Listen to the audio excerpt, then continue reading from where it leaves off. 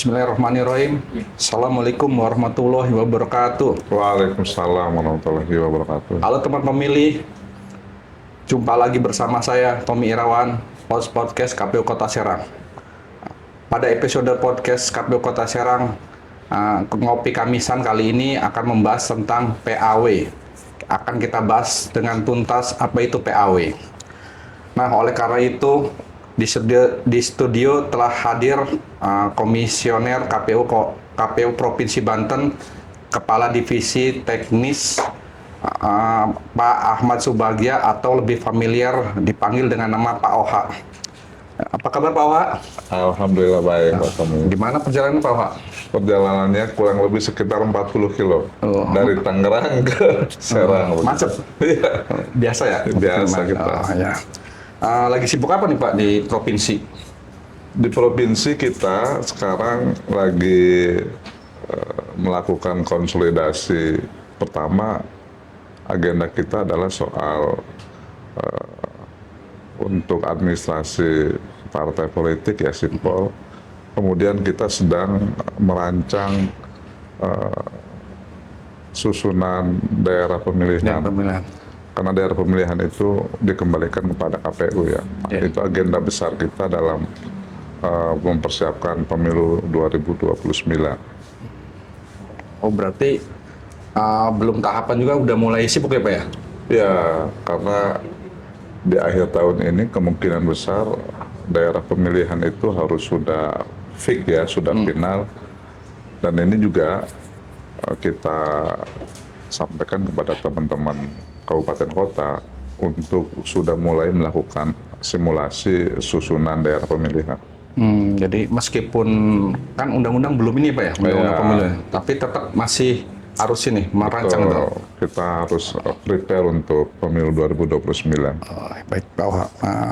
Mungkin biar ini ya Pak ya, biar teman pemilih mengenal lebih dekat dengan Pak Oha, mungkin bisa diceritakan sedikit Pak perjalanan karir Pak Oha jadi anggota komisioner Pak KPU gitu Pak.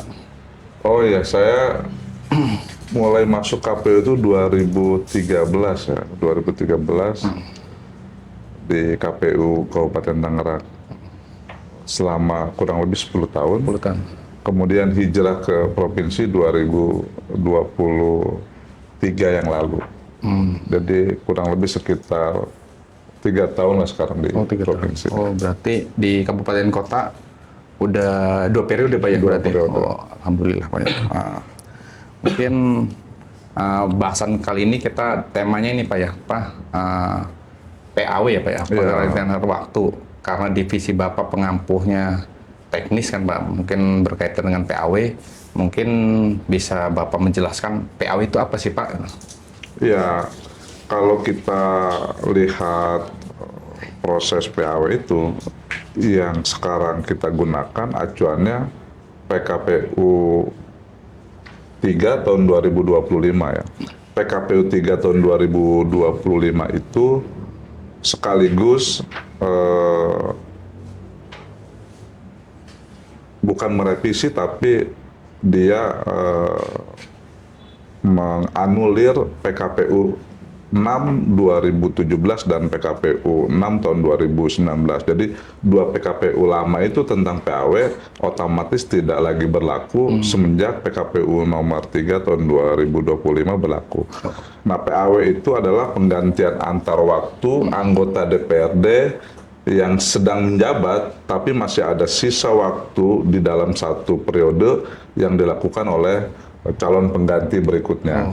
Dan itu bisa dilakukan kapan saja oleh partai politik, tentu dengan syarat-syarat tertentu, ya, sehingga partai politik itu bisa melakukan pergantian antar waktu, baik itu DPR RI, DPR provinsi maupun DPRD kabupaten kota, dengan sisa jabatan tidak boleh kurang dari 6 bulan dari masa jabatan dia yang berakhir. Gitu. Tadi sempat saya dengar Pak ya, tadi katanya ada peraturan yang terbaru ya Pak ya, tahun 2003. Itu perbedaannya apa Pak dengan peraturan yang lama itu? Iya, jadi 2 peraturan yang lama itu peraturan KPU nomor 6 tahun 2017 dan PKPU nomor 6 tahun 2019 dengan PKPU nomor 3 tahun 2025, perbedaannya adalah beberapa kasuistik soal ketika ada sengketa misalnya, atau si calon atau orang yang diberhentikan oleh partai politik itu melakukan upaya hukum, maka KPU tidak boleh serta-merta membalas surat dari DPRD itu sekaligus menyebutkan nama. Itu perbedaannya. Yang kedua, soal LHKPN. Nah, LHKPN itu di dalam PKPU nomor 3 itu secara tersirat dijelaskan bahwa calon pengganti itu harus wajib menyampaikan LHKPN kepada KPU, karena itu bagian syarat yang harus kita sampaikan ke DPRD. Syaratnya. Nah, itu yang membedakan di dalam soal penggantian antar waktu PKPU nomor 3 dengan PKPU terdahulu. Nomor 6 2017 dan nomor 6 tahun 2019. Gitu ya. Jadi pembaruannya mungkin yang saya tangkap itu berarti ketika PAW itu di KPU, di Dewannya itu sudah clear ya Pak ya? Tidak ada sengketa gitu? Kita berharap sudah clear, walaupun di beberapa kabupaten kota itu lama juga prosesnya. Dan pasti PAW ini yang agak lama itu ketika ada anggota DPRD yang sedang menjabat diberhentikan misalnya. Nah, itu pasti agak lama prosesnya. Atau misalnya ada anggota DPRD yang punya kasus tertentu, kemudian dia melakukan upaya hukum, nah itu yang agak lama. Tapi kalau misalnya dia meninggal dunia, itu biasanya relatif lebih mudah. Walaupun di beberapa kabupaten kota yang meninggal dunia juga agak lama prosesnya, begitu kan. Nah, ini tergantung partai, karena PAW itu kan domainnya partai politik. Nah, kita nggak bisa mengintervensi. Begitu kan. Jadi kita mengikuti itu ya Pak? Betul. Oke. Terus KPU kan sekarang memakai ini Pak ya, sistem informasi semua Pak ya. Apakah di kegiatan PAW ini kita memakai sistem informasi juga Pak? Aplikasinya Pak gitu? Di KPU itu ada yang namanya SIMPAU namanya, Sistem Informasi Penggantian Antar Waktu. SIMPAU itu memastikan proses dan prosedur PAW itu bisa berjalan dengan baik, benar, tahapannya juga tepat. Karena ada dokumen yang mesti dipastikan memenuhi syarat, termasuk soal limit waktu yang diberikan kepada KPU. Sementara partai politik itu tidak punya limit waktu untuk melakukan pergantian waktu. Nah, kalau KPU punya limit waktu, misalnya kita menerima surat penggantian antar waktu dari pimpinan DPRD, itu kita harus membalas dalam waktu 5 hari kerja. 5 hari kerja. Nah, itu yang harus kita pastikan proses administrasinya bisa ditempuh dengan baik.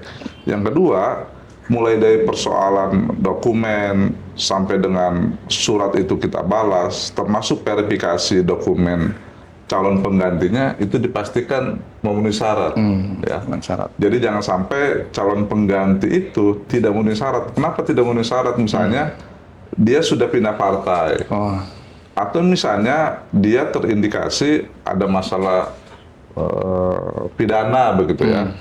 Itu bagian dari administrasi yang bisa menghambat proses penggantian antar waktu.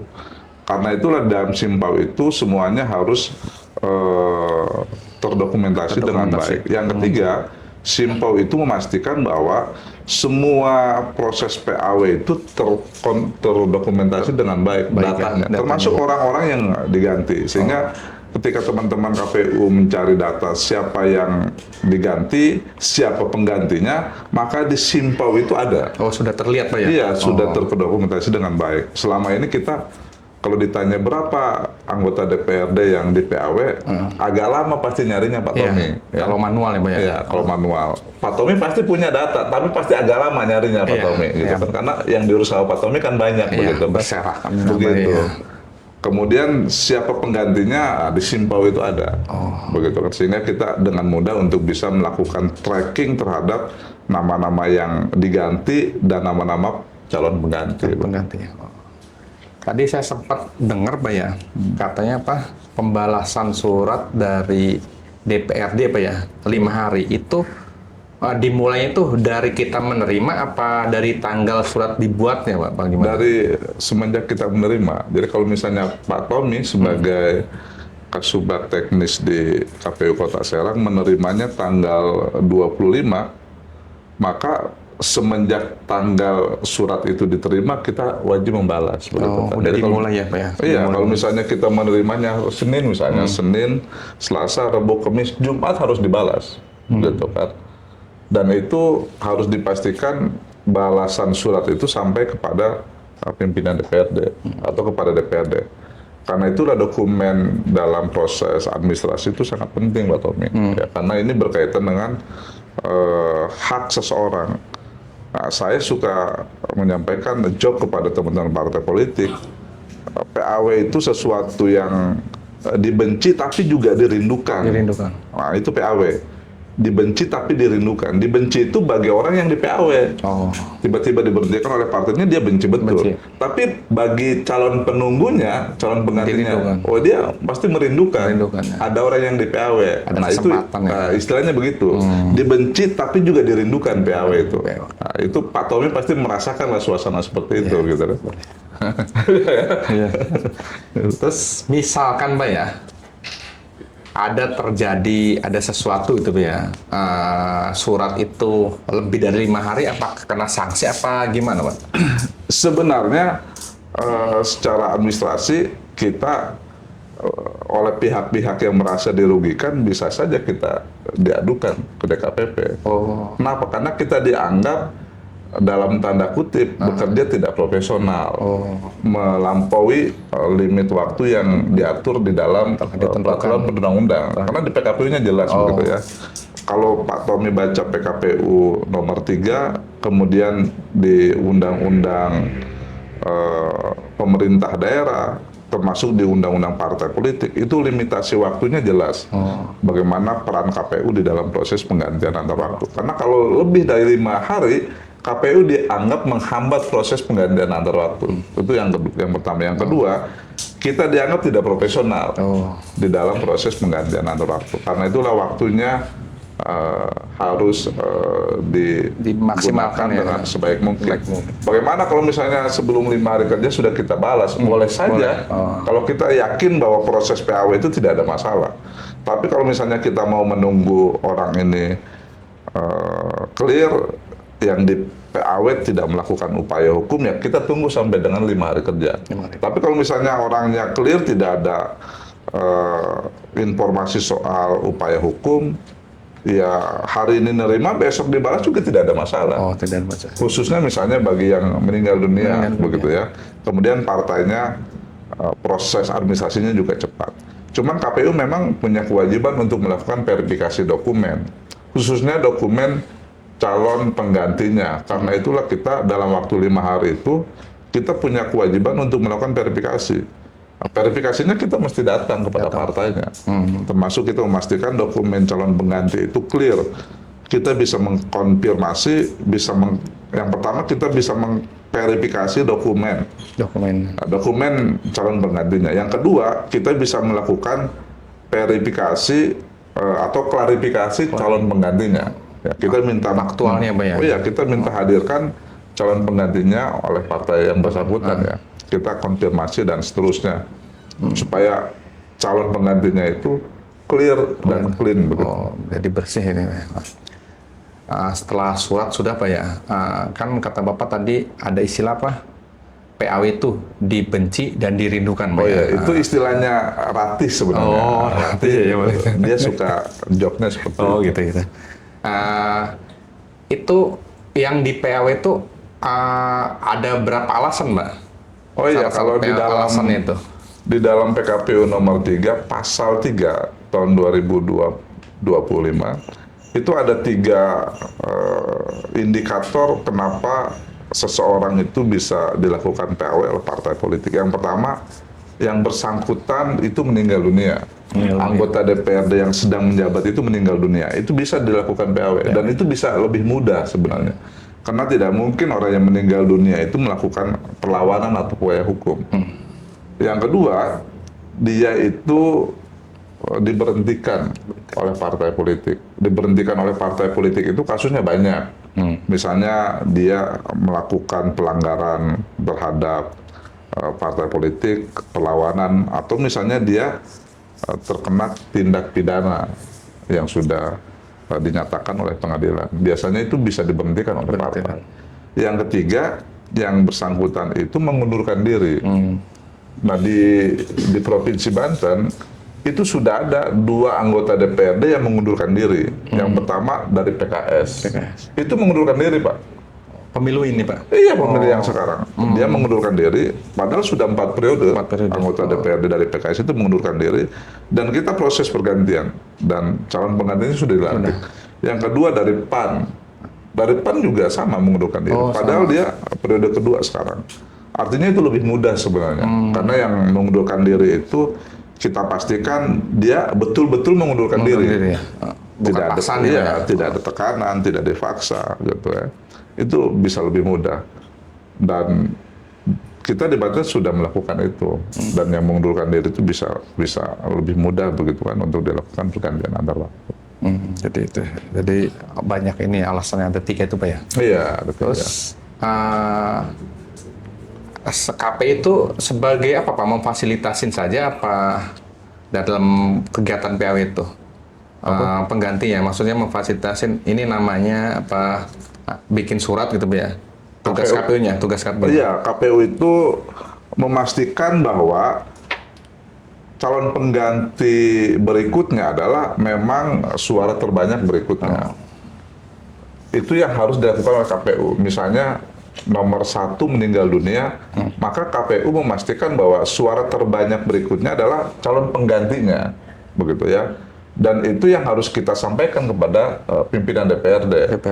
Berbeda kalau misalnya nomor urut 2-nya diberhentikan oleh partai, misalnya kan dengan berbagai macam kasus, kemudian tidak melakukan upaya hukum nomor urut 2-nya, maka bisa nomor 3 yang kemudian turun ke bawah pergantian antar waktu itu calon penggantinya. Itu pun dengan dipastikan bahwa nomor urut 2 yang diberhentikan itu tidak melakukan upaya hukum. Dan itu terjadi saya kira di Kabupaten Serang ya. Di Kabupaten Serang itu ada yang meninggal dunia, nomor urut 2-nya diberhentikan, maka calon penggantinya nomor urut 3. Dan nomor urut 2 yang diberhentikan itu tidak melakukan upaya hukum. Dan kita harus pastikan ke pengadilan begitu ya, bahwa yang bersangkutan memang tidak melakukan upaya hukum. Udah ada ini kepastian hukumnya, Pak ya? Nah, itu kan pengganti apa ya, sesuai nomor urut yang ini ya, Pak ya, selanjutnya kan, Pak ya? Betul, suara berikutnya. Misalkan apakah ada dalam proses penggantian PAW itu, Pak, di satu dapil A, ada yang meninggal kan, Pak ya? Otomatis kan suara berikutnya di dapil A tersebut. Misalkan dapil A tersebut tidak memenuhi syarat semua, ya mungkin ada apakah diberhentikan partai semua yang dapil A itu, selanjutnya apakah penggantinya itu dapil sebelahnya atau gimana, Pak? Iya, jadi kalau kasus kayak gitu. Saya dulu di Kabupaten Tangerang punya pengalaman ya. Ada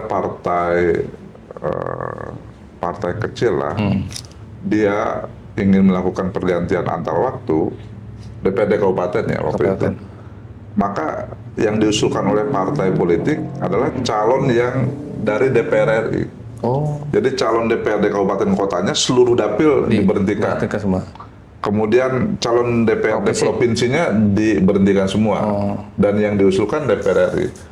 Dan itu tidak mudah. Dan itu tidak terjadi proses pergantian antar waktu sampai dengan masa jabatannya berakhir. Kenapa? Karena semuanya si calon pengganti itu melakukan upaya hukum. Dan prosesnya lama gitu ya. Nah, bagaimana misalnya di dalam satu dapil itu calon penggantinya itu tidak memenuhi syarat semuanya, TMS. Taruhlah misalnya di dapil 1 Kota Tangerang itu ada 6 calon. 6 calon. Dari 6 calon itu sisanya yang calon pengganti itu yang 5 itu diberhentikan atau meninggal dunia lah, begitu ya. Nggak usah diberhentikan, meninggal dunia lah. Sehingga tidak lagi memenuhi syarat sebagai calon pengganti. Maka yang pertama harus dipastikan adalah calon penggantinya dari dapil terdekat. dapil terdekat dengan jumlah penduduk terbanyak. Oh, jadi bisa ya, Pak ya? Ini bisa dilakukan dari dapil terdekat, misalnya dari perbatasan dengan dapil 1 Kota Serang itu dapil 2 dan dapil berapa gitu ya. Dapil 6. Atau dapil 6 misalnya kan. Nah, itu dilihat jumlah penduduk yang paling banyak di antara 2 dapil yang berdekatan itu. Oh, jumlah Gitu penduduk ya, berarti iya. ya, ngeliatnya. Bagaimana misalnya di dalam dapil yang berdekatan itu calon yang penggantinya itu suaranya sama semua, Iya. begitu kan? Antara laki-laki dan Dan perempuan. Yang pasti harus dipilih lah perempuan, begitu kan? Oh, Nah, perempuan pasti lebih diuntungkan, gitu berarti kan? meskipun sama suara, Pak ya? Oh iya, Dia di ini. gitu. Nah itu yang harus dipastikan oleh teman-teman. Oh, iya. Dapil terus Pak Tommy minum dulu biar nggak tegang. boleh. Kalau ini Pak, jangka waktunya tuh berapa bulan, Pak, batas PAW itu dari masa jabatan? Oh ya, jadi kalau masa jabatan yang boleh dilakukan penggantian antar waktu itu adalah maksimal sisa jabatannya 6 bulan sampai dengan masa jabatannya berakhir. Jadi kalau misalnya jabatan dewan itu sisanya 6 bulan, tinggal dihitung saja. Kalau dia melampaui kurang dari 6 bulan, itu tidak boleh diganti. Maksimal 6 bulan. Dan beberapa partai yang terjadi kalau dia misalnya meninggal dunia, masa jabatannya itu kurang dari 6 bulan, itu tidak dilakukan penggantian antar waktu. Kan. Berarti kosong, Pak? Kosong sampai dengan masa jabatannya berakhir. Jadi aturannya tetap ini ya, nggak bisa diganti. Terus apakah ada biaya, Pak, partai buat ke KPU-nya gitu dalam proses PAW tersebut? Oh, tidak ada biaya, Pak Tommy. Ya. Jadi cuma melampirkannya surat aja, Pak ya? Oh iya, jadi jangankan mereka untuk memproses PAW, pendaftaran calon anggota legislatif saja ke KPU tidak ada biayanya, gitu kan? Ya, gratis. Yang penting dokumennya itu lengkap, terpenuhi, syarat-syarat calonnya terpenuhi, ya pasti KPU terima, begitu ya. Apalagi proses PAW itu tidak ada biayanya, ya. Paling yang ada biayanya, misalnya kalau yang bersangkutan itu mengurus administrasi. Ada beberapa yang harus diberikan materai misalnya, pasti itu ada biaya itu materai itu. Berarti ini si kita mah KPU itu melayani, Pak ya, berarti. Betul, KPU melayani. Nggak usah ini. Nggak usah aneh. Kita harus melayani. Iya, harus melayani gitu. Ya. Mungkin teman pemilih sudah banyak paham ya, mungkin dari apa itu PAW mungkin sudah paham. Selanjutnya mungkin ini Pak, closing statement-nya, Pak. Oh ya, dari jadi terima kasih teman-teman KPU Kota Serang. Hari ini kita diundang untuk podcast di KPU Kota Serang dengan tema penggantian antar waktu. Yang ingin saya sampaikan bahwa penggantian antar waktu itu adalah proses yang dilakukan oleh KPU di dalam melakukan yang pertama proses verifikasi dokumen calon pengganti. Yang kedua, melakukan klarifikasi bagi calon pengganti. Dua prosedur itu yang harus dilakukan oleh KPU. Karena kenapa? Kita memastikan bahwa calon pengganti itu adalah orang yang masih memenuhi syarat sebagai calon pengganti. Jangan sampai ketika yang bersangkutan itu diverifikasi sebagai calon pengganti, faktanya yang bersangkutan misalnya ada masalah. Dia itu terkena kasus pidana, atau misalnya yang bersangkutan sudah pindah partai. Itu beberapa kasus yang kita pastikan bahwa calon pengganti itu harus memenuhi syarat sebagai calon pengganti. Saya kira itu Pak Tommy. Terima kasih Pak. Mungkin dari closing statement dari Pak Hoa ya Pak ya. Terima kasih Pak Hoa closing statement-nya. Jadi mungkin teman pemilih dari rangkuman rangkuman podcast kali ini atau tentang PAW. Jadi PAW itu pergantian antar waktu, di mana KPU memiliki aplikasi ya Pak ya, memakai aplikasi SIMPAW, jadi Sistem Informasi PAW. Jadi si calon penggantinya itu sudah terbaca siapa saja penggantinya dan berapa partai yang sudah ter-PAW sudah terdokumentasi dari PAW itu. Terus yang kedua, syarat PAW itu ada 3, yaitu mengundurkan diri, diberhentikan partai, sama meninggal dunia. Mungkin itu saja teman pemilih. Demikian ngopi Kamisan hari ini. Jangan lupa ikuti terus media sosial KPU Kota Serang di Instagram, Facebook, X, website, TikTok, dan channel YouTube agar tidak ketinggalan informasi. Terima kasih. Assalamualaikum warahmatullahi wabarakatuh. Waalaikumsalam warahmatullahi wabarakatuh.